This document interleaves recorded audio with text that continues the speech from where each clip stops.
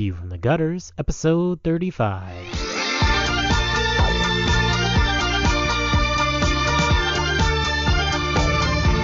Welcome to View from the Gutters, the comic book podcast where each episode we discuss a collected edition, trade paperback, or graphic novel, and then recommend and vote on the book for the next episode.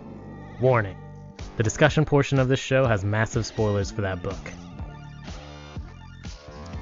On this episode, we discuss Erfworld, Book 1, and, to skip ahead to the recommendation section, skip to 4225. Alright, we should get going. We should start this. View from the Gutters. Let's do this. Yeah. Episode 35.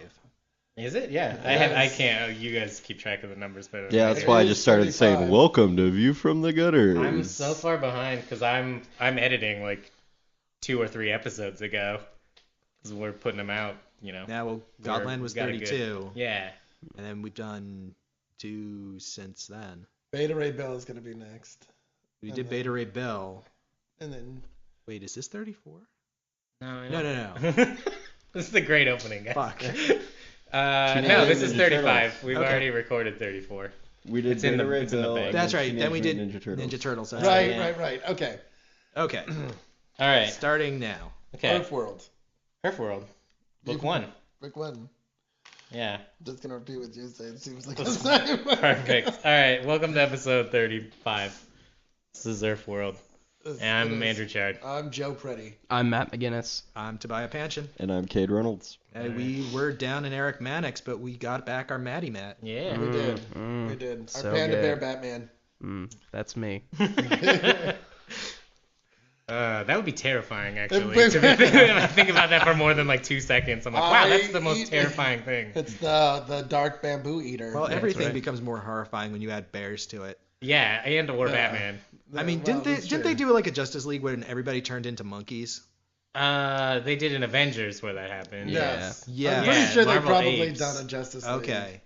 Because they totally need to do a book where everybody Everybody's turns a into bear. bears. Yeah, no, I agree. The Bat Bear, the Super my Bear. Oh god, that would be amazing. There should be an Earth that they travel to in the 52 universe that is Martian like, Bear Hunter. Just He can turn into any other bear. he's just they just travel to an Earth that's totally populated by sentient bears. That's be awesome. I would totally. This is why we need Elseworlds, DC. Fuck you. I just like to think. I like to imagine how fucked everybody would have been, if instead of meeting up with Gorilla Grodd, the Flash had met up with like Bear Grodd, or they just would have been like Shark Grodd. Bear Bruce.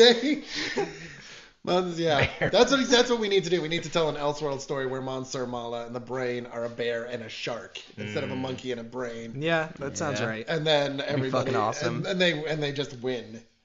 They just like Every Crime evil genius Syndicate should style. have their brain transferred into the body of a shark. I'm telling you. Yeah, I don't know. I need more Elseworld stories, DC. Where you at? Fuck your they house brought back style. Vertigo. They need to bring back Elseworlds. Fuck your house. Are they? They never should have given you money. No. I'm saying they brought back Vertigo. They need to bring back Elseworlds. Oh, yeah, they that definitely needs to do. be a thing again. Yeah. Actually, I need to go to the Danger Room and pick up. I'm getting I started a file just so I could get the Sandman prequels. Oh, nice. Because it's something I'm actually interested in writing, and I don't feel bad buying it because it's Vertigo. Yeah, I was saying before the show that I've been going back and reading some old Vertigo comics in print form. I'm reading Hellblazer again. And I tried to read the Justice League Dark for DC, and it's bad. Tough. Yeah. I think I talked about this last week, but it's just like I miss that, magic stuff like Lucifer and Sandman and Books of Magic and like all the great Vertigo stuff that was coming out for a while. Well, and so even I'm some glad to of see the it's cooler back. stuff they were doing after Infinite Crisis with like Shadow Pact and stuff was really cool. Yeah, I mean that wasn't DC. That was DC, not Vertigo. Yeah, no, that was DC. It that was DC. But Vertigo. House of Mystery, that was Vertigo. Yep. There was some good stuff going on in Vertigo. I'm glad it's back.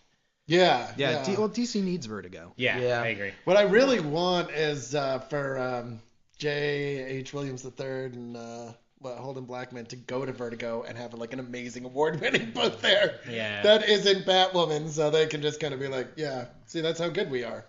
And you're replacing us with people that aren't as good as we are. Dicks. Which is cool. It's like, Really, I think they need to do like an IDW title. They do yeah, that. they need to go Yeah, somewhere else. It seems like I wanna see everything them that do Vertigo used to do that was good is now being done by IDW.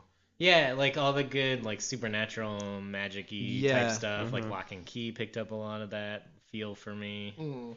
I don't know. And there's like a lot of great people that used to be at DC and Vertigo that are now writing books for places like Oni and IDW. Yeah. Image. and- Yeah. Dynamite, Boom Studios. There's a Yeah. lot of really good third-party comic publishers. As these much days. as Dark Horse. I hate to say it, DC's folly has become every other Yeah. comic book company's victory. Yeah, I'm it's I'm true. actually in an odd sort of way appreciative to DC because I'm not the biggest fan of superheroes. Like I Yeah. really like all the other genres in comic books. And I feel like the fact that DC is driving away so much good talent means that those people are going out and doing more independent work that they wouldn't otherwise do because the paycheck's bigger Well, on, say, Batman. Right, and also because people are picking up shitty titles at DC and being like, yeah, I want to read a Superman, but oh, this is crap. They'll now go look for other comics that Yeah, they're absolutely. like Yeah, more to hopefully. their style. Well, like and the good hopefully- superhero books that are either Marvel or stuff like Invincible. I see it every single week. I Yeah. mean, working at a comic book store, I can't tell you how many people have been like, man, Superman sucks. And I'm like, hey, check out Invincible. And especially with the compendiums, the 2 compendiums that have come Yeah. out. I mean, just tearing through it. It's- And then they yeah. come back and they ask for more stuff and more stuff. Yeah. And Yeah. it's actually, in a weird way, it's exciting to kind of see people opening up to different possibilities because the Superman title that they've been picking up for the last 15 years is trash. Yeah, Now. yeah. That's And I mean- Invincible will scratch that Superman itch, man. Yeah. Oh yeah, it's That and more. for me. I think Yeah. I've said it before, but it is my favorite ongoing superhero comic of all time. I used to laugh to myself because the tagline is the greatest superhero comic Well, ever, yeah, or the best Yeah. superhero comic ever. I used to laugh to myself when I would read that Yeah. when I was reading Invincible years ago, and now I It's fucking agree it's with it. True. Yeah. I Yeah, see yeah, how Self-fulfilling Really prophecy. impressive what Kirkman has done on that. Oh yeah. I got in on the bottom floor of Invincible. Like I started reading it right after the first trade had come out or the second trade, so it was really early. Mhm. And Kirkman had only been at Image for a couple years at that point. I mean, he'd done some black and white stuff for smaller publishers, but he had Walking Dead and he had Invincible, and I was reading both of them, and I couldn't deal with The Walking Dead. It's just not my thing. But Invincible was really good, and then I stopped being able to buy comics the way I was buying them, and so I started concentrating on things that I wanted to get to like fill in my superhero stuff, and I didn't read it, and I went back and read it recently and got mostly caught up. And just like the consistency of that book is astounding when you consider that he's been writing it for like 8 years now, like 9 years. That's not easy to do, especially when you're writing like 4 other books. Yeah, it's true. And I think he's just like with a lot of his stuff, Kirkman is just tapping a lot of people who weren't really interested in comics before. Absolutely. I mean, my friend was just the other day, who doesn't read a ton of comics, like he's read some in his life, but he was just talking about how he started this book called Invincible and is like really into it. And I was like, oh man, you haven't seen anything yet. wait God. till you get to the end. Dude, It's really dude. interesting to me how deconstructionist it is. Yeah. Oh yeah. And then not just the writing, but the art, and that is. Oh yeah. We've talked about Invincible Yeah. so Yeah. many times that I don't think we can sing its praises Yeah, highly if you enough. want, but go back and listen Yeah, to it was our our giant size special edition where we talk about Yeah. our favorite runs and on Yeah, it's superhero our books. Christmas Superhero. episode from last year. If Yeah. you look on the webpage, on the episodes page, you go down to the bottom, you can listen to our bonus episodes. And Yeah. that's the first one. yeah, and Yeah, it's and it's definitely worth listening We to. talk about superhero runs on that one, and we talk pretty extensively we about sing the high Invincible. praises of Invincible because it is a book worthy of high praise. But we're here to talk about another book Yeah. this week. that I totally love. Yeah, Erfworld, book 1. So Yeah. good. So let's do the same thing we've been doing for the last couple weeks and just kind of go around the table real quick and talk about like little things about what we liked about it, and then like if we would recommend it and who we would recommend it to. Should I start since I pitched Yeah, it? let's do it. Obviously, I love it. I think this book is great. It's been one of my favorite webcomics over the last, I want to say 4 or 5 years. Book 2 came out pretty quick, but book 1 came out pretty quick. Book 2 has been a lot slower to come out. It's just now wrapping up. So I've been reading it for a long time. It was really different rereading it in the book where it's just like turn the page, turn the page, turn the page versus reading it the first time when it was there's an update, there's one page, the next page will come out in like 3 days. So it was a really different experience. I really love how geeky this comic is. There's a lot of really fun geeky references. It's funny, but it's also serious. It's very well written. The central aspect of the story is about strategy and tactics, and the author Rob Balder obviously really understands strategy and tactics to be able to write it as well as he does. Mm-hmm. And I think the world is just cool. It's a really interesting setup. It's a really fun comic. It's one that I've really loved reading over the years. Yeah. I would definitely recommend it to everybody, even kids. Yeah. Cade, what did you think? I really, really liked it. It is a great book for video gamers and strategy gamers in general. It's got a lot of neat references for people from those kind of cultures. And I have recommended it to people in the last week. I mean, it's a webcomic and it's all free online, so especially people on a budget that want to read something good, I recommend it. Yeah, I read it all on the website, and it was like, it's a great interface. It's a little bit weirder on the iPad, just because the image size is small, so you have to like click to open the image bigger. Yeah. And then click back to go to the next page. It's not quite as streamlined as some of the like read manga for free online sites or something like that. So, that's really my only complaint of the entire book, is that the website really isn't interfaced for like the tablet market yet.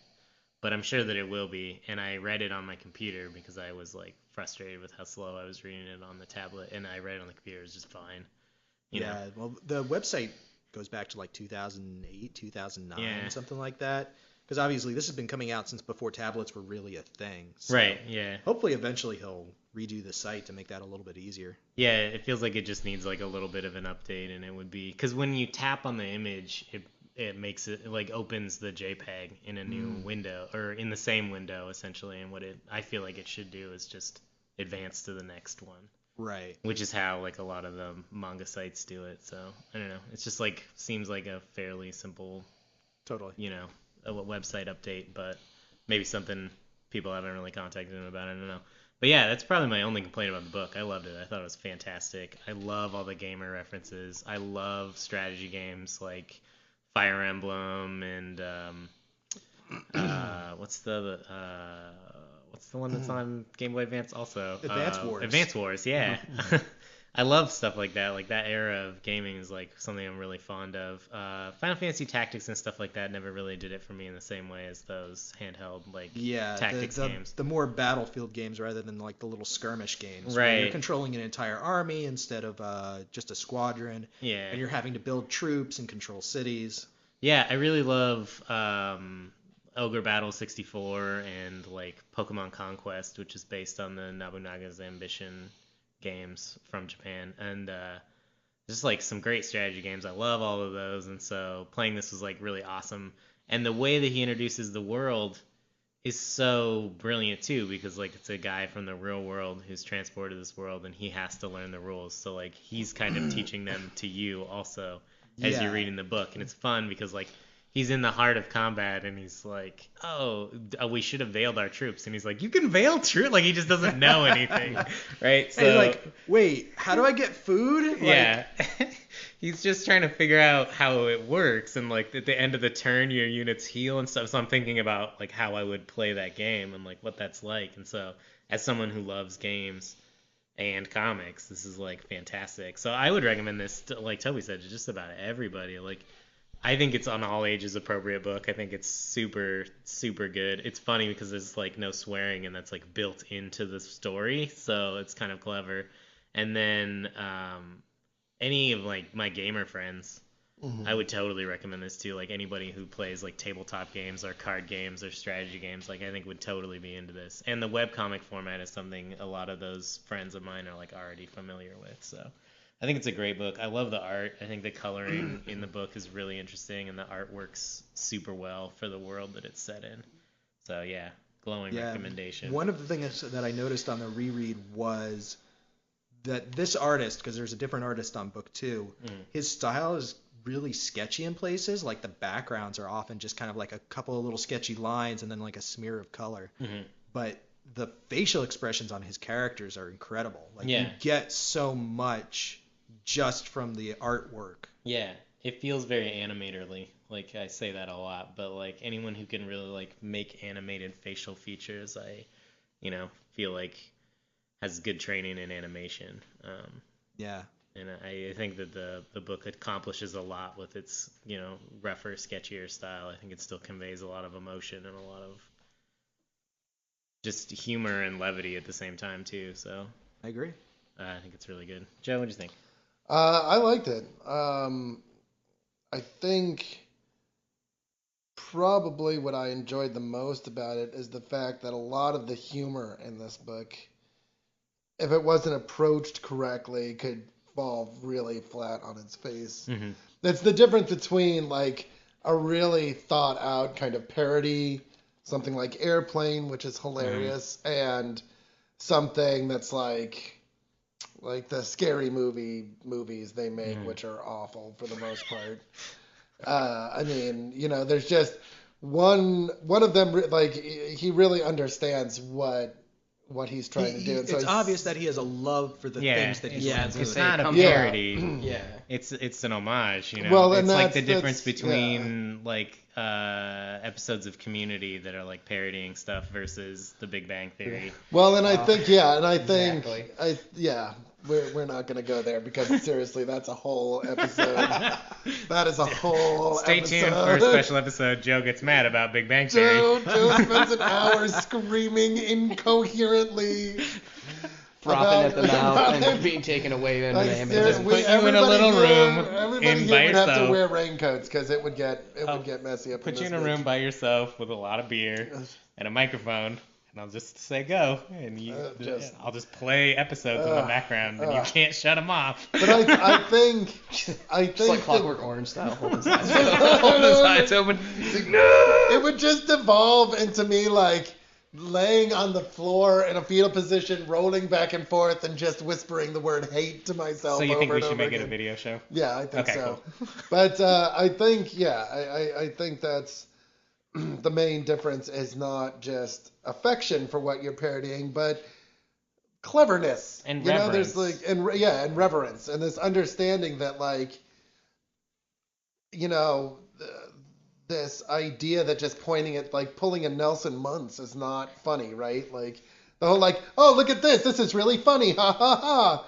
That's not what's funny, It's like the setup is what's important. And if you can get the setup right, then you're going to make people laugh and you're going to get people to understand what you're doing. So being not a big fan of strategy games, I think I was still able to read this relatively easily because there were enough other references in there that I saw what he was doing, like. I mean, you play tabletop games. Yeah, I definitely play tabletop games. So I have role-playing game experience, but like I've never played Warhammer. I've never been a big fan of tactics games because they don't hold my attention. Well, I think it's still pretty accessible. Absolutely. Even if you're not a gamer, I mean, you may not know intuitively on the same level that Joe or I might what a hex is. Right. But because Parson is learning the rules of the world as he's going, exactly. And it's being explained to the reader, like I feel like it's pretty easy to get up to speed and understand, like, okay, a hex is an area of land that they're in. Right. And it's I think it's a work that benefits greatly from being a visual work because he's not just explaining it, but you're seeing the explanation. Yeah, so when he's talking about like hexes, which I did have a passing familiarity with, you can see what he's talking about. So even if you don't have any idea what a hex is, you see what he's talking about, and you're like, oh, it's like the little parcels of land. That's how they parcel out the land. Yeah. And if you've ever played Settlers of Catan, you know what a hex is. Right. They're just like spaces on a board, essentially. But it also, like, it doesn't take a lot of experience with gaming and game to understand. No, absolutely not, which I think is a strength. Yeah, why he laughs at the things he laughs at. Because one of my favorite parts is at the beginning where, like, the Lord is like, he tells a joke and like commands him to laugh, and he's like, that wasn't funny. And then he starts laughing at all the like regular stuff the Lord thinks he's saying. He's like, I don't understand why you're laughing. Yeah. Like all the jokes about like dragons and right. all that stuff is like inherently just like you'll chuckle. Well, and like the play school hammer and like I just think that the humor in the like there were several times where like, I mean, it's not unusual to me for like a chuckle here and then, but this book got some really good belly laughs from me because there's some actually like funny shit in there. Some subtlety to the humor too, because like there isn't a laugh track for you to pick up on. Like sometimes a character will acknowledge that what's his name, Parson? Yeah, Parson is saying something funny. But most of the time, like, he's just saying a funny thing and nobody is reacting to him. And that's what I think separates things. Like, that's what separates out something like Community from something like Big Bang Theory is the subtlety there, right? Mm-hmm. You're not just like, everybody look at this is what's funny. You're like, did he just make that reference? Yeah. That's hilarious. That's a hilarious reference to me. Well, and it's the same thing. It's like you've got a spectrum, and on that end is Arrested Development. Yeah, whereas like you may not even realize what the joke was until 5 minutes later. Well, and also like Arrested Development, I was just gonna bring this up because I think it's a great example. Is every time you rewatch Arrested Development, you get new stuff, or you'll like remember stuff that you've forgotten because it's just crammed full of jokes. And I feel like this book, although it's not a humor book, is just crammed full of information. There's just like stuff there that you'll get every time you reread it. So I would definitely recommend this to anybody that was looking for something kind of good and lighthearted to read. I didn't ever feel like it didn't ever venture into the realm of Tom Clancy where it's spelled in 12 pages describing the inner workings of a Trident nuclear submarine. Or like how a silencer works. I mean, like, I think, Well, and the text pieces that are in there are very there are helpful. occasionally text pages from Parson's blog or vlog or whatever the hell it is, the book. His journal. It's explaining things, and like normally when there's like an Alan Moore book and then at the end there's 10 pages of text, I just skip over that stuff because I know it's not directly important to the story, even if it informs something else. And these pages were very readable. Mm-hmm. And present information in a really interesting way. And are pretty crucial to the story, I think. Right. He's talking about how he's figuring stuff out. Yeah, talking about like how the magic works and how there's like all these different kinds of casters. Yeah, and breaking things down into manageable size so he can give you a huge amount of information in a relatively easy to swallow form. And you also get some sense of his thought process because he's making notes for like things to try in the battle. And some of them he tries and some of them he doesn't. And also, like, the text pieces aren't 10-page Alan Moore text. Like, they're very readable, and they're, like, 2 pages maximum. Yeah. And they just, like, you read them very quickly. So I find that really, like, he knows just enough information to give you without making you bored. Like, if he gave you all of the text pieces at once, it would just be a snooze fest of, like, too much information. But because he spaces it out through the, like, 160 pages. This is one of these settings where he could release an entire book just of, like, here are all the creature types. Here's how the magic works. Like, he could release an entire setting book for this setting. Yeah. And the fact that he doesn't have to do that, I think, is one of the strengths of the setting. Like, he gives you the information that you need. Yeah. And that's good, but you don't have to go into too much depth on it. I think it would be interesting, though, because they have definitely made like role-playing guidebooks for comic books before. They've done the superhero ones, but they did Mouse Guard not that long ago. Yeah, the Mouse Guard game is apparently pretty interesting. Yeah, and so it's like, I don't know, I really like that universe. It'd be cool to see more of it. So even if you're just reading through a game setting guide, like, I think that kind of stuff is really cool. And this would be unlike a lot of stuff that's out there right now. So I think it would be really interesting if they made a video game out of it at some point. Yeah, for sure. I could definitely see like a Fire Emblem style, strategy game like this. Yeah. That would be really fun and humorous. What do you think, Matt? I didn't have quite the same reaction as you guys. I mean, I definitely like the book, and I do have, knowledge with tabletop games and things like that, RPGs. I don't know that I would recommend it to just anyone. I definitely think that it lends itself to people who know tabletop games, who know video games, who are into that. I mean, I definitely enjoyed it. It was a lot of fun. The art, I think, is what stood out to me, while the story was great. I loved the art. I love the art. I love the colors. I love the world that was created. But I would really hesitate and be pretty careful about who I recommended it to.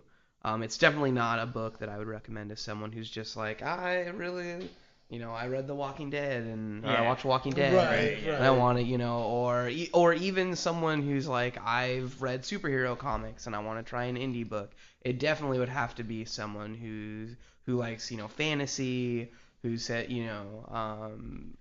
or something like that. There has to be something that leads into that area of comics for me to kind of. I could see that. Well, and also people are always clamoring for fantasy comics. There's just not enough out there, so I think this is a good recommendation. So I think it's especially good for younger people. Like if somebody came in and said like, I really want to get a comic book for my kid. What should I get? It's like, well, does your kid like fantasy? Do they like video games? You should totally get them this. If that was the case, that one of the first things that would come into my mind. Especially because it's a webcomic, so it's just like, just go here and let them read, and if they like it, they can read as much as they want. And if they've already read stuff like Bone and like big adventure stories, then there's like, because that's the comic that most of us will reach for to recommend to kids. And Mouse Guard. Like if they've already read all those, like this is a great next step. If they like Adventure Time, they're gonna love this. That's true. But there would need to be that qualifier for me to. If somebody came in and was like, I love horror comics, what should I read?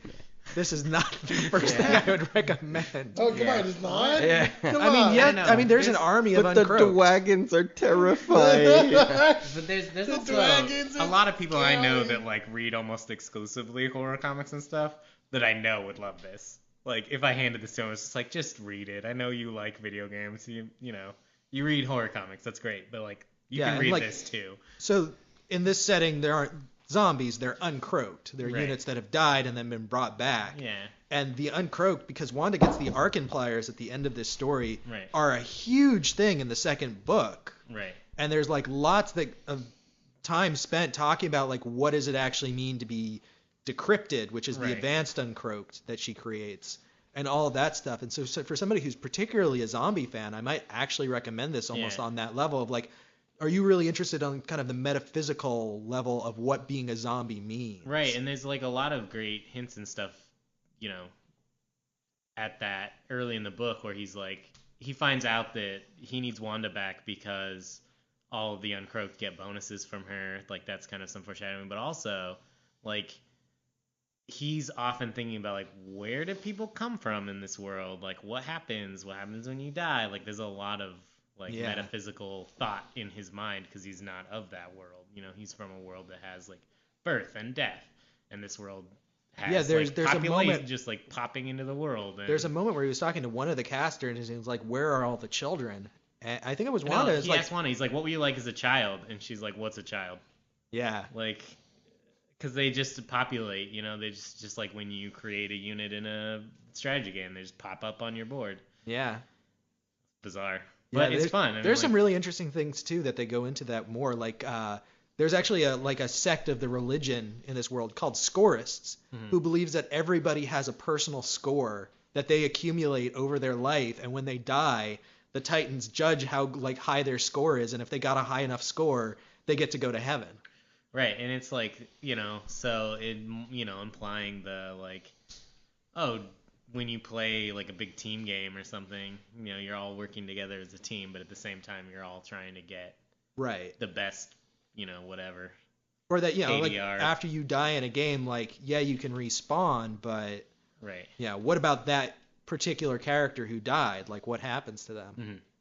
Yeah, there's a lot of fun game theory stuff going on in here that I really not math game theory, but there's a substantial amount of math in here, which Joe's not allowed to talk about. Yeah, there's a kind of caster that's called a mathomancer, and that's all that they do is math. Yeah, well, it's all probability and like mathomancy and lookomancy and all that stuff, which I thought was really interesting. Yeah. My favorite part of the book, though, is that there's a scene maybe maybe a little more than 3/4 through, where things aren't going very well, and everybody's looking at Parson and going, "You're supposed to be this master strategist, and you're losing." And he goes, "Master strategist doesn't mean that you never lose. It means that you keep trying things until you find something that works. It means that you're constantly thinking of, you constantly have a backup plan, and you're constantly enacting those plans." It's actually perfect warlord. Yeah. It's like, you're supposed to be a perfect warlord. How can you lose? And it's like, well, it's not, you're not going to win every time. Like, strategy isn't having the best tactics that can never fail. It's identifying your objectives and, you know, making sure that your opponent can't complete their objectives. Mm-hmm. Like, there's lots of stuff like that. And I think it's really interesting that in his first engagement, he loses every single fight, but he wins the battle. Right. Because he keeps retreating, and that's registered as a loss in the, like, mechanics of the world. Because they left. But he inflicts way more damage on his opponent. You know, it's like the very first time that he starts gaming the system, like, straight from the get-go. Right. And that's the thing that the people who are native to Erfwold don't recognize at first. Like, he's totally gaming the system in the ways that never even occurred to them that you could do. Right. And it's like the mark of a good gamer, too, is like somebody, well, I don't know, a good gamer, a power gamer, is someone who's going to take, I don't know that that's always good, but like someone who's willing to like take a look at the system, read through the rules carefully, and try to break something about the game or the game world in their favor. You know, that's how you can gain a leg up. And so it's like really cool to see him doing that on like a major scale. Yeah, one of my favorite lines in this book is when he's talking to Charlie towards the end, and he's like, you know, you took this situation and you made it win-win for yourself. And Charlie's like, I didn't make it win-win for myself. I made it win-win, and I got them to pay me to do it, too. And that's what's so cool, is that there's this other guy, Charlie, who is doing what Parson is doing on this whole other level. Right.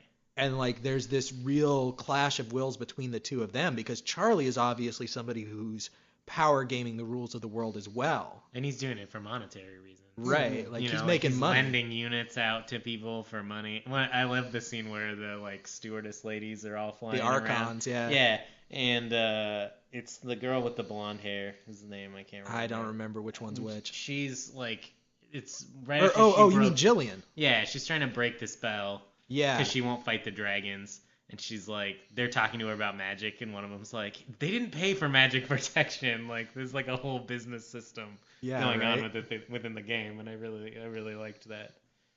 A lot of fun stuff going on in this book. Yeah, there's so many great little jokes. Like, when they're like, would you like to phone a friend? Yeah. Or when Wanda is casting the spells on the tower, and they're all cheat codes, like, are her magic words. Yeah. Yeah. There's a lot of good references. I forget a lot of them. Well, whole, like, you know, it's not. It goes so much beyond that into like the whole, the Vinny with his Doombats. Yeah, Vinny Doombats and Trancel Veto. Which is totally Doombats is totally like I'm almost positive it's a play on a Rodney Dangerfield routine where he talks about his doctor's name, Vinny Boombats. I think it's Rodney Dangerfield, but the whole, like, they're singing when you're a vamp, you're a vamp all the way, or something like that. Like, well, that whole thing is like all these Grease Michael references, Jackson. and then they like dress up like characters from Grease. Dance fighting. Yeah, for dance fighting, and then there's the Michael Jackson Thriller thing. It's just, it's like so many of the references are very. You're like, you read it, and then you go back and you look at it, and you're like, nice. Yeah. It's just really. Yeah, and it's really interesting, like all the way that Erfworld is connected to our own reality. Like in book 2, Parson has a call with Charlie, or like a Thinkomancy call. And when he shows up there, he looks. Parson is dressed like Buck Rogers. Yeah. And that's something that Charlie. No. He's dressed like Mork. Mork. He's dressed like Mork from Mork and Mindy. Okay. Yeah. Which I thought was a great. Of course he's going to be Mork from Mork and Mindy. I just thought that was beautiful. That's in book 1, right? Yeah. Is it? Yeah, I remember reading. Or no, yeah, I guess it is. But there's also this Thinkomancy call in book 2 where he's talking to Charlie. And Charlie is making references to things on Earth, like in a specific intentional way. Yeah. Right. Which is really interesting. Like, that's cool. And Parson makes references to, like, this seems like something, like the kind of delusional dream you would have is you had an aneurysm and you were in a coma. Yeah, and he's talking about the king... Saline the Fourth, which is like saline IV. Yeah. And he's like looking at his arm and he's like, you know, checking to feel if he has an IV. Because he like, I think he thinks he's passed out and in some kind of he hospital, totally does. And that's what's, I think that you have the whole like drop from this world into another is a pretty common trope in fantasy.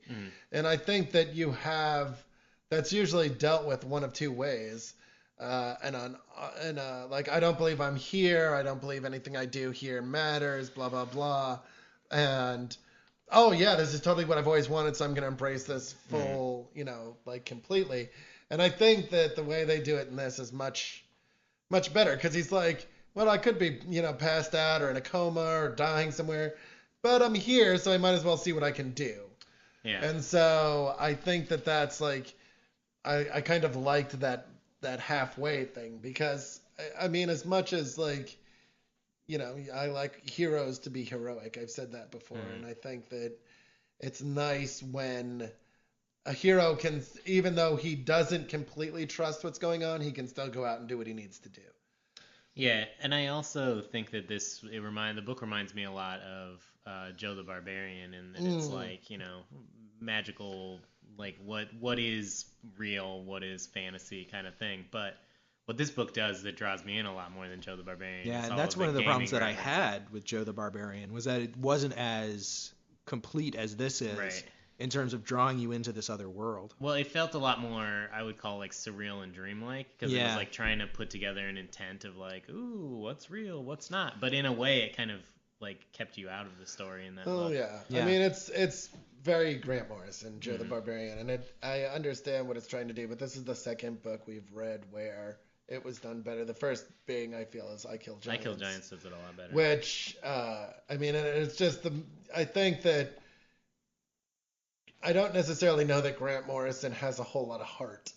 Not that he can't write great stories, but like, I think Joe needed an emotional punch that was going on there, because he never really committed to what was going on. Yeah. It wasn't there. And I think the biggest difference between that and Joe was, in Joe the Barbarian, he's such a non-character. Yeah, like, exactly. He's so passive that you Mm-hmm. don't really care for him at all. But in I Kill Giants, I can't remember the girl's name. No, I can't either. But you root for her 110%. Oh, absolutely. Like, she's like one of the greatest characters ever written. Like, I love her so much. And that's why at the end, when she is heartbroken, you also feel like you're going to die. Oh, yeah. And I'm like tearing up just thinking about it. But it's hard not to, man. It's like, but, Barbara like, something. Barbara's her best friend, right?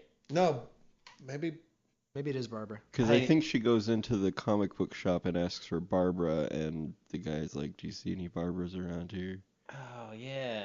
I'm terrible with names. Yeah. You guys know that. But, like, that's the difference, is like you care for that character. And in this book, I do like care a little bit about Parson, but I also am just like interested in the experience that he's having, so that draws me in like equally. Like, I don't feel like I have as much attachment to him. Like, I wouldn't, if something sad happened to him, I'd still feel sad for him, but not in the same way. Well, I think you can have a main character that's uninteresting as long as he exists in an interesting world. As long as there's something there to motivate you to keep reading. Right. Or you could have a really interesting character that it's in a not so interesting setting, and that also kind of helps propel you. Ideally, you want an interesting character in an interesting setting. But sure, but I also think the big difference between Parson and Joe is that Parson is an active participant in the exactly. world. Like, he is making things in the world change. He has a job to do, and if he doesn't do it, he might stop existing. Right, and Joe is just get to point B. Yeah, like, that's all of his motivation, and it's not nearly as compelling, I don't think, as something like this, where the character has a lot of agency and activity in the world. Yeah. Like, he has to do a thing. Yeah. Good times. Good times indeed. I really like this book. Does anybody else have anything to add? I mean, I agree with Matt that I think that there's a certain kind of person that would appreciate it a lot more. I think that everybody knows somebody who plays World of Warcraft. Yeah, and I think that's what kind of makes it a little bit more approachable, is the fact that World of Warcraft is so ubiquitous. Well, and also stuff like League of Legends and games that are like very popular now. But also, you never know. This could be the gateway into them becoming like a hardcore strategy game. Right? That's what I'm thinking. Like, and that's why you would recommend it to somebody. And that's the thing, is that I'm really bad at strategy games, and reading this makes me want to play them anyway. Oh, man, I've been playing an amazing game lately, and it's giving me all these nostalgia feels because I'm playing it, and it's Faster Than Light. It's on Steam, FTL. Oh, yeah. I was playing that game this morning. It's a great game. I'm loving it. But it does something for me that a lot of modern games can't do, which is I fail a lot in that game, but I feel like I learn a thing every time I fail. Something happens and I go, oh, don't do that again. Right. Like, and now I'm smarter and I get further because you never want to fuck with the giant spiders. Giant spiders are always bad. Well, they're always bad. There's just like so much about that game that I like have figured out on my own, and I like just won't read the guides just out of pure, no, I'm gonna figure this out on myself. I'm gonna be stubborn. But I feel like I'm learning a thing, and a lot of modern games like don't give you the opportunity to like learn things about the game. You just die. Totally. Yeah. I don't know. So yeah, I'm totally scratching my strategy. I don't know if that's really a strategy game. It kind of is. It's more of a roguelike than anything else. It's pretty interesting. The fact that you can pause it at any time makes me feel like it's more strategy than anything. But yeah, I don't know. It's definitely a fun game. Yeah, you guys should play it. But yeah, everybody knows video gamers. Have them read this, and you'll be able to talk to them about it, and it's awesome. Totally. Yeah. A lot of fun. Are you gonna have your daughter read this? I'm trying to. She's kind of getting her. She's just started the 7th grade, and so there's a big step up in homework responsibilities, and I think she's still trying to wrap her head around that. But it'll be there for her when she wants it. Yeah. Yeah, totally. I'd really be interested to see what she says about this one. Yeah, I so would be maybe too. we'll have to have you guys do a follow up on this at some point. Yeah. I know she wants to get on the show. Yeah, no, she totally does. Yeah. Should we? Anything else we want to say, or I think we're recommendations. All right. Joe, you want to start? Yeah, I'll start. I was going to pitch Hopeless Savages today, but due to several reasons, I'm not going to. Although you should read it because it comes highly recommended to me by people I respect greatly. Instead, I'm going to bring something. It's because I still haven't read it, because I've been trying to do stuff for the long run, which we're going to record pretty soon here, which you guys should listen to. It's Empowered. I'm really excited to talk about it. Look forward to that coming out in the next week or two. Yeah. So, I'm going to recommend... it'll probably come out before this episode. It may, it will. So, by the time you're listening to this, you've already heard it. But, yeah, we'll figure it out. Because we're time travelers. I'm going to recommend something I've read before and that I like, and it's Top 10 by Alan Moore. Yes. And I just recently was lucky enough to pick up the DC's absolutely amazing, It's beautiful. It really is beautiful. It's giant ass hardcover. It's huge. It is huge, and it comes in a slipcover. Top 10, 1, 2, Smacks, and the 49ers. And the 49ers, plus the promotional material and all that stuff. Which is basically all of the best stuff in Top 10. There are some other spin-off stories, but like these are the best. Yeah. And then I'm going to recommend all of Top 10 because I think it's maybe 12 issues altogether. Yeah. So not the ancillary series, but just Top 10. Even though you should 1 through 12. And we have recommended Smacks before, which is great. Yeah, if you like Erfworld and you love fantasy and the kind of like weird like, well, how does this world work and why are we here and what are we doing waiting for quests and whatnot? And I don't want to slay a dragon. Yeah, if you like Erfworld and you like kind of the humorous stuff about that, definitely read Smacks. Yeah. Like they are so the same vein. Just not as heavy gaming references, but definitely heavy like fantasy references. Top 10 is, I'm going to say, hands down, my favorite Alan Moore work. Yeah. It doesn't take itself too seriously. It's not dark and grimdark and like, I tend to think a lot of the stuff that Alan Moore does, and I think a lot of it is good, but it tends more along the lines of like From Hell or Watchmen or V for Vendetta and these very kind of, run down places and these very sad kind of bittersweet stories. And Top 10 kind of avoids a lot of that. It's basically superheroes meets Law and Order. It's a police precinct in a city where everybody has superpowers, in a world where everybody has superpowers, including all the cops. And It's a lot of fun. It's so much fun to read. And he manages to slip in these really great moments too, where you'll kind of read and it'll cause feels. There are definitely feels in this. But... Yeah, and they're not like superheroes on the level that we think of them. No, it's not like Superman style superheroes, but they're like there's lots of like really minor superhero-ish thing, but also they're just all powered in some way or another. Yeah, they have like technology powers, or they like have strength, or are dog head, or one of the things that struck me when I read it is, as weird as this sounds to say, that the superheroes were more human than the superheroes that I'm used to reading, and I really like that.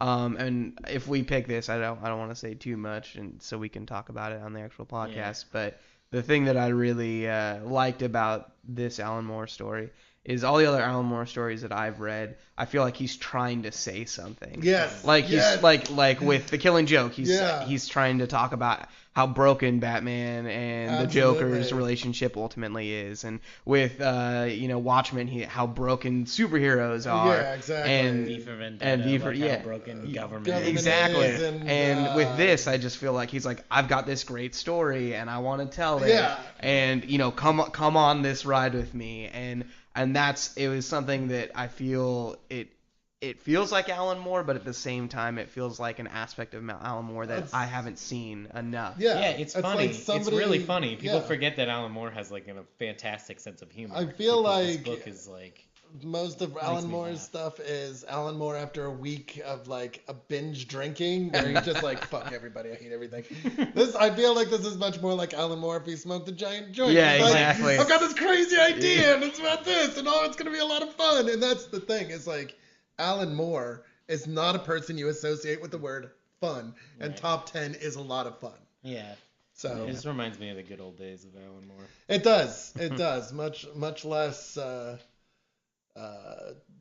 like pondering the existence of the thing it's talking about. Well, yeah, it's just telling a fun story, and it's a cool ride to be on. Absolutely. Yeah, definitely. So yeah, top 10. And also there's a lot of cool multiverse stuff in this. If you like stuff there like really that. is, yeah. Their world is built on a hub world for all other worlds. Yeah. So there's lots of like weird dimensional stuff. That's how Smacks, he goes back to a fantasy world that's his homeland. Yeah. It's through the dimensional multiverse. Yeah. And the power sets that he gives people I think are really cool too. And they're somewhat original. They're not things that you're going to see all the time. So yeah. It's fun.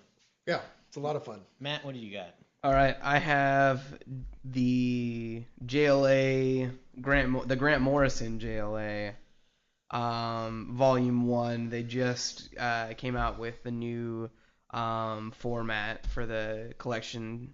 It's the first 9 issues. It's just a great JLA story. I won't say too much about it. I mean, most people who are listening know what the JLA is.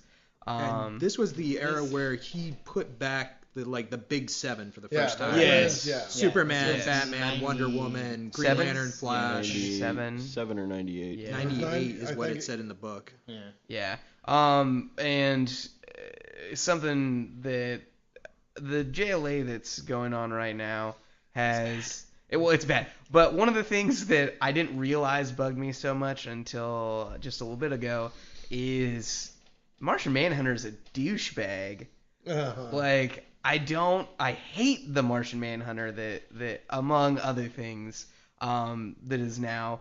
And I miss the Martian Manhunter that exists in this JLA run. Well, he used to be the heart of the JLA. Yeah, he was the guy that cared. Yeah. He was like this sage, like, powerful... A father figure. Yeah, exactly. And he is not that in the new JLA. And I don't know why, but that just kills me. It just makes me so mad. But yeah, it's a great story. It's a lot of fun. It's Grant Morrison doing Grant Morrison does well. And this first story, a group of alien superheroes come to the planet, right? That's this one. Yeah. And they come to basically be like, hey, JLA, you guys suck at your job. We're going to fix the whole world and make it better. And we're going to do it for free. And everybody's going to be perfect. And we're going to build a utopia. Why didn't you do this? And it kind of like questions what the Justice League is all about, like on a meta level. And I think it's what Grant Morrison does really well. It's like everybody's like, why do we need the Justice League if they're not going to make the entire world better instantly? And so he kind of like grapples with the limitations of a Justice League. Yeah. And that's what I like about it. Yeah, I think it's a great Justice League story. There's a story in this run where it's told from the point of view of this young boy, and he's drawing on these pieces of paper, and what he's drawing is Superman, like the Superman symbol, but he can't remember who Superman it is, and it turns out I won't get. I mean, just that whole story is great, and it's about the thing that Grant Morrison does really well is he knows what characters are about, and so when you read this JLA, he's giving it to you. You know, it's not this bullshit like gritty, grim, fucking stupid characters are, you know, like Superman's an asshole and blah, blah. It's like, no, like Superman is super. That's why they call him Superman. And this whole run is fantastic. Like Grant Morrison writes like 20-ish issues, and then Mark Waid takes over, and like you really wrote can't. Tower of Babel, which is I was gonna say my God, leads into Tower of Babel, which we've recommended before. We have recommended, and if you haven't read it at this point, turn off this podcast, go and read it right now. Just go do it right now. Don't even listen to the rest of the radio. Yeah, that whole JLA run is like really excellent. Yeah, it's all strong. Also, this has Hook Hand, Aquaman. Yeah. So was the Obsidian Age a part of this run? Yes. Yes. Yes, it was. Yeah. Those are volumes like 10 and 11. And Nukchuck. Yeah. So, and 1 million was also a part of this run, where 1 million happened during this. Do you see 1 million? Yeah. Mm-hmm. Yeah. Which they just. I don't know if it's collected in the JLA trades. A lot of classic like stories, like stories that are remembered were during this time period. It's 1 million is actually they're coming out with an omnibus, I believe, a big one, like a big one. Cool. But yeah, there's a lot of great stuff happens in this, and at the end of this run ties in really well with Infinite Crisis and like a lot of the continuity stuff we've talked about before. So the whole run total is like 100 and something issues. I want to say like 115, 120, yeah. somewhere in that range. But for the most part, it's all really good. It's all really strong stuff. I think this first trade is great, and like you can totally read it by itself and not have to read the rest of it. It's a great jumping on point. But I'm gonna buy all of it anyways because it's of course you should. They have 3 trades out in the new format. So far. It used to be in hardcover. Yeah. It was in hardcover, and they had trades that were smaller than this. Right. But definitely check it out if you don't, as with all the books here. Yeah. Tell me what you got. I brought a book that I've been actually really excited to pitch for a while and haven't been able to get around to. First, because it just took a really long time to come in the mail. But what I've brought is Longshot. You may see it republished under the title X-Men Longshot. Yeah. Even though this story doesn't have anything to do with the X-Men. They're not in it. There's no mutants in this.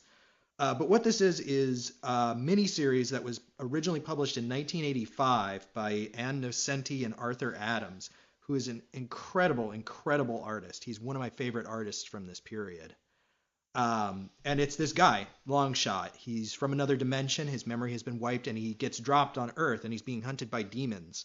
And he's trying to figure out what's going on, and he kind of bounces from place to place and starts to recover his memory, and he runs into Spider-Man and She-Hulk and Doctor Strange. See Mojo on the back cover. Yeah, well, this is the origin of Longshot. It's the origin of Mojo. Oh, is it the really? origin of Spiral. Yeah. Like all of those characters, all of the Longshot and the Mojoverse stuff came from this miniseries. That's awesome. And then after this was over, Chris Claremont basically picked Longshot up, and he's like, okay, he's on the X-Men now, and started doing Mojo stuff with the X-Men. That's cool. Which I thought was almost not as good as this original series, because Ann Nocenti does some really, really interesting stuff. It's very... She's an amazing writer. She really is.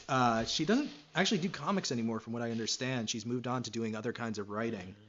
But this is very atypical, even for Marvel. Like, it's very kind of weird and head trippy, and like Longshot doesn't really know like who he is or what his place in the universe is. It sounds. I'm sorry to interrupt you. No, go ahead. It sounds very tropey. The whole like doesn't know who he is from a different dimension, but she really pulls off the story. Yeah, it's something that I read as a kid, and going back and rereading it so that I could pitch it, I discovered a lot more stuff than I even recognized the first time through it when I was like 10. Nice. And Nocenti has like studied stuff like oh god, what's his name? I can't remember now. The oh jeez, the guy. Yeah, What is I he- totally what does he blanked do? on his name. He's not Howard Zinn, but he's talked about a lot in the same breath. Crap. Now I have to look this up. Give me just a second.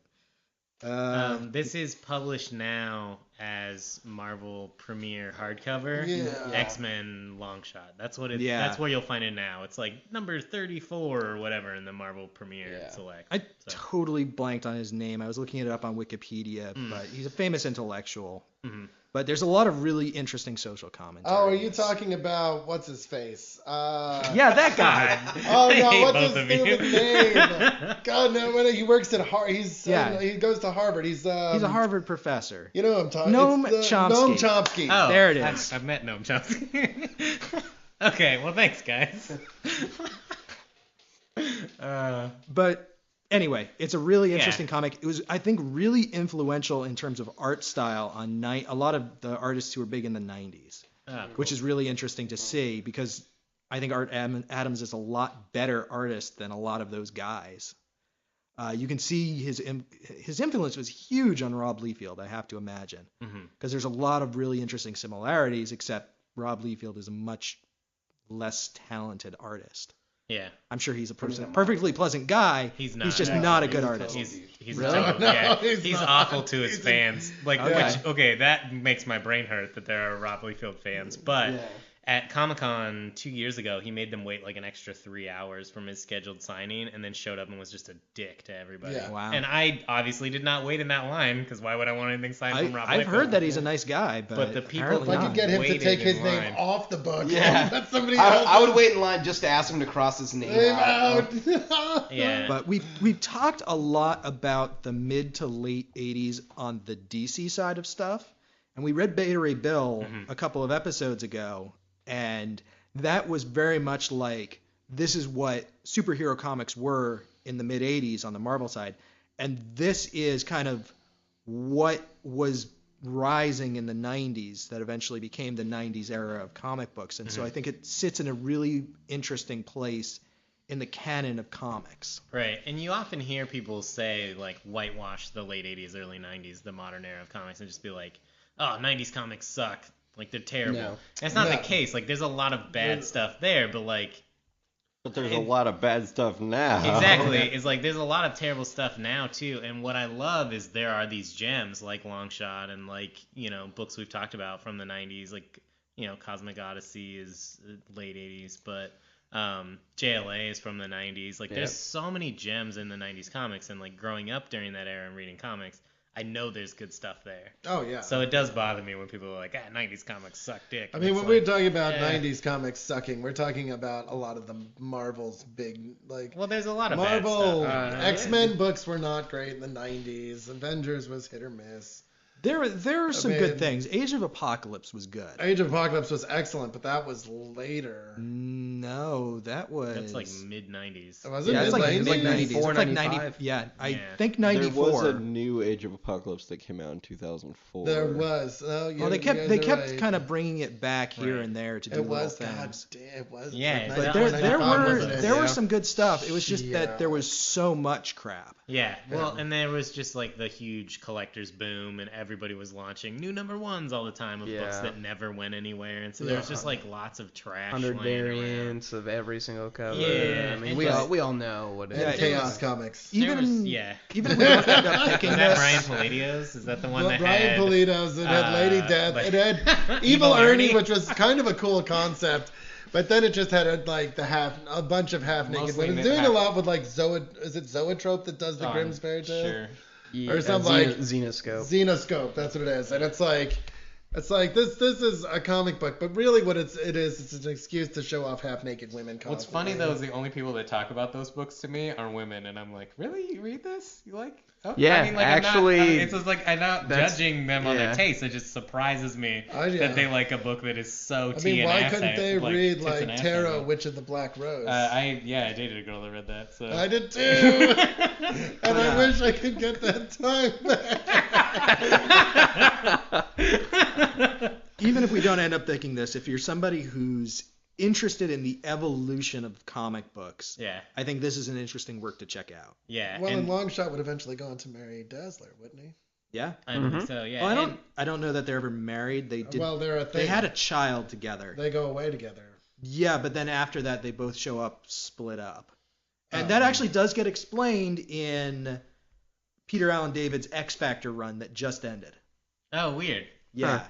Oh, yeah, you were talking about this the other day. Yeah. I remember now. Which is a great run, too. Yeah. It is. But, yeah, if you like some of the stuff, the threads that were going on in the mid to late 90s for X-Men, too, like, I guess... Well, like in the later 80s and early 90s, Yeah. when Longshot was on the team, and they were in Australia. Yeah, oh, yeah. Like all that stuff. That was the period that Longshot was on the team right after this miniseries. Yeah. And he and Dazzler ended up going off in like, I want to say 93, 92. Sometime like right soon after the X-Men #1 launch.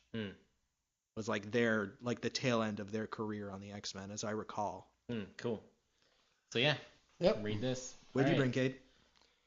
Okay, so I brought an interesting book amidst this really good competition, and I'm not going to do it justice with my pitch. But my book is called Hard Time by Steve Gerber.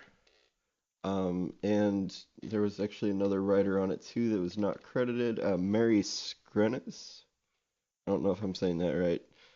She wasn't credited until the season 2, the next part that they did of it. But it's so the first part is 12 issues, and that's the part I'm recommending. It's about this 15-year-old boy who shoots up a school and goes to prison for 50 years. And while he's in prison, some weird things start happening, and he develops these weird manifestation powers just trying to survive prison.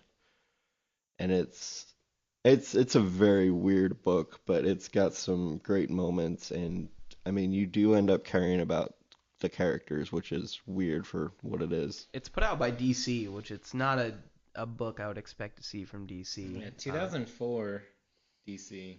Yeah. And not Vertigo either, but DC. No, it's it's DC. Yep, edited by VP editorial Dan DiDio.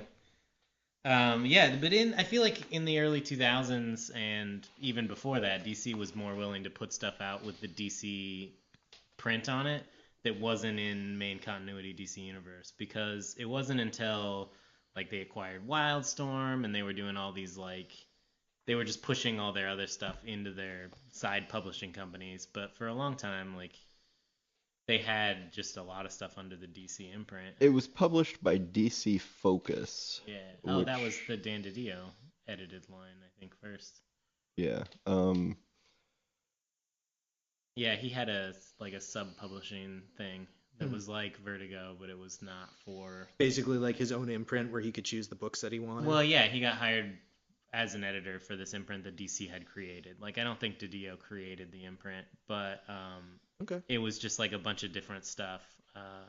They were trying lots of new stuff. So, I mean, and the creator Steve Gerber, I mean, could have a lot to do with why it was DC and not Vertigo. I mean, he's pretty famous for Howard the Duck and a bunch of other stuff. So yeah, the back of the book credits him for Queen and Country as well. No, the artist. That's the artist. Excuse me.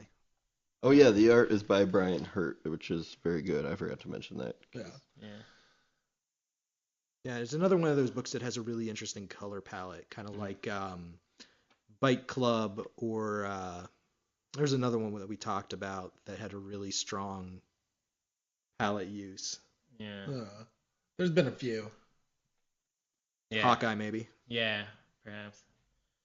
Yeah, I think that the colors in this are really interesting because they look bleak and kind of washed out, which is which actually a good serves look. it serves the story really well. Yeah, it's a good look for the book, I think. All right. Anything else you wanted to say about that one, Kate? No, I think I'm good. All right.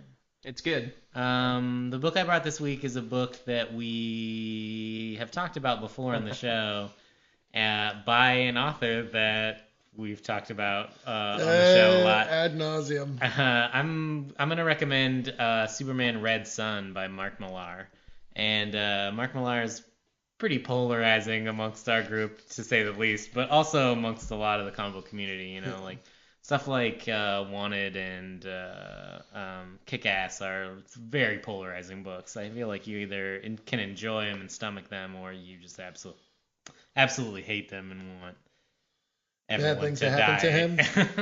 But Mark Millar, I've recommended Mark Millar books before. I don't hate him as much as everybody else.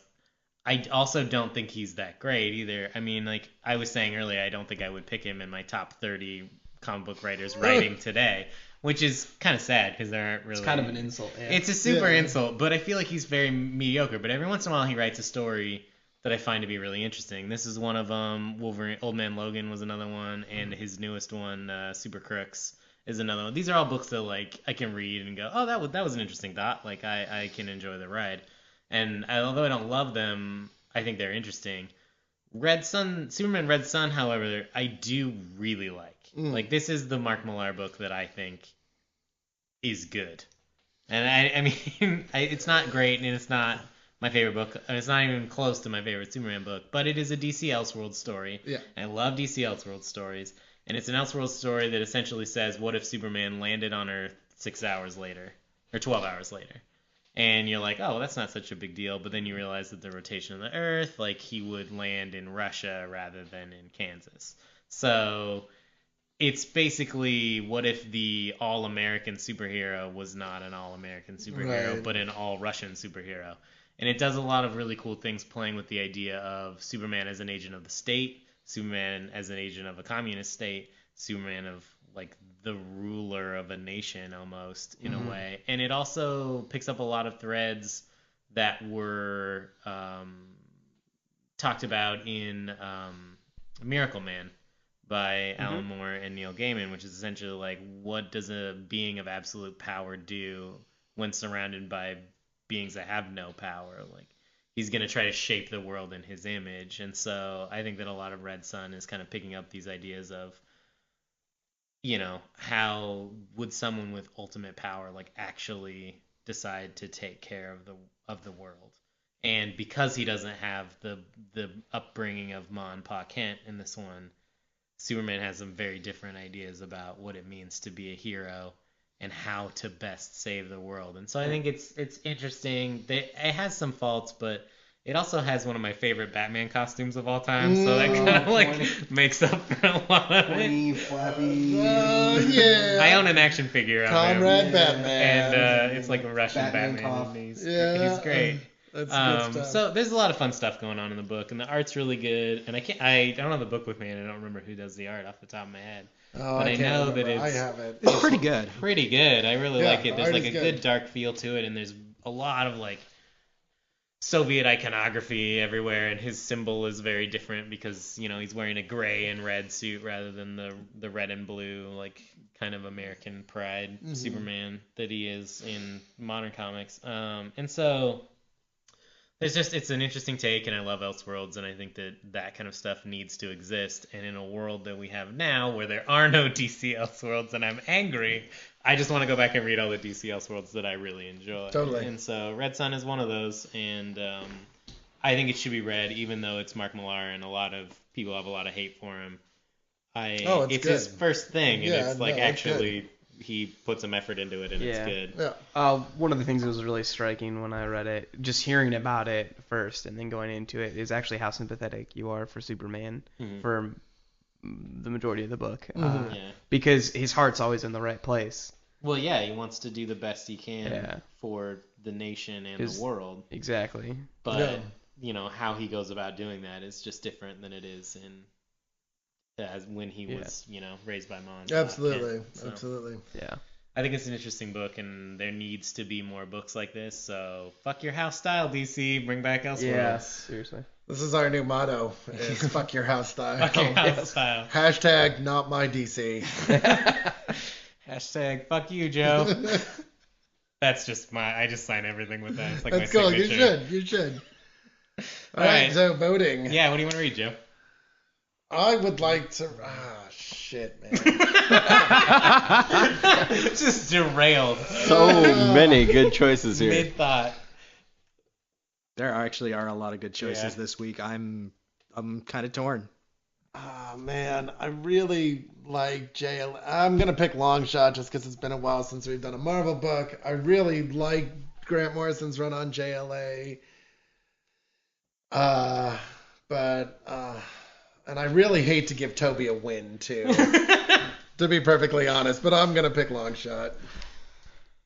I'm going with Longshot, too. Wow. Yay! Yeah, Two out the gate. I mean, you guys came in and were actually looking at Longshot when I was working, and that made me go home and do a little bit more research on it, and I read it, and it's fucking awesome. And I want to talk about it. Nice. So. I'm going to buck expectations. I'm going to vote for Red Sun. Nice. Whoa. Yeah, I know, it's crazy. This is going down in the annals of history.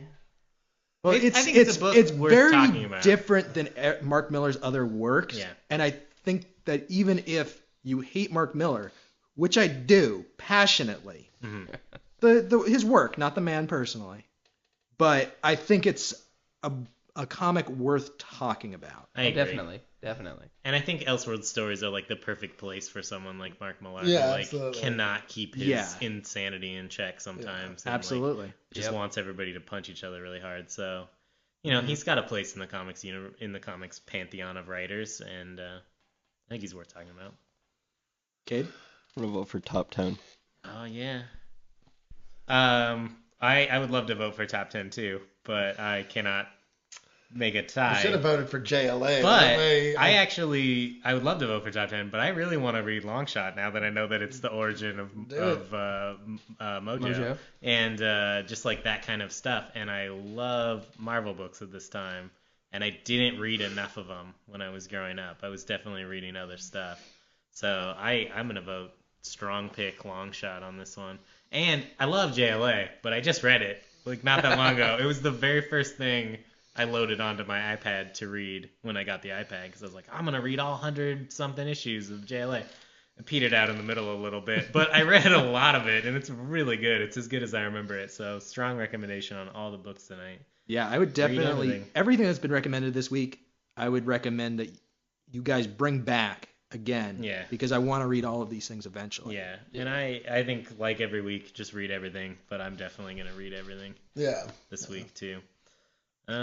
So yeah, thanks for listening, guys. Thanks for being our audience for 34 episodes. Yeah, and, 35 episodes. And like us on iTunes, write reviews, help us get out there. iTunes reviews really help us. Help us get to people that are interested in the show. And we're also on Stitcher. Check us out at our website, viewfromthegutters.com, and check us out on the Outhousers.com and Facebook and Twitter. Page. Our audience is becoming slightly less imaginary than it was 30 episodes ago. So we actually know that we're talking to people. It only took 30 episodes. We know that you're out there. We know that you're listening, and we need you to spread the word. Yeah. So thanks a lot for listening, guys, and we'll see you next time, and we will read Longshot. Yeah. X-Men it's Marvel Premiere. Marvel Premiere, X-Men Longshot. Yeah. But if you go on Amazon, you can find some of the older trades very cheap. I got mine for like $5 with shipping. Yeah, and the new Marvel Premiere hardcovers are cool, but that's why it took 3 weeks to get here. They are a little expensive. They're like $25. I want to say. So but cool. So, all right, check it out, and we'll see you next week. All right. Bye, guys. Bye. Bye.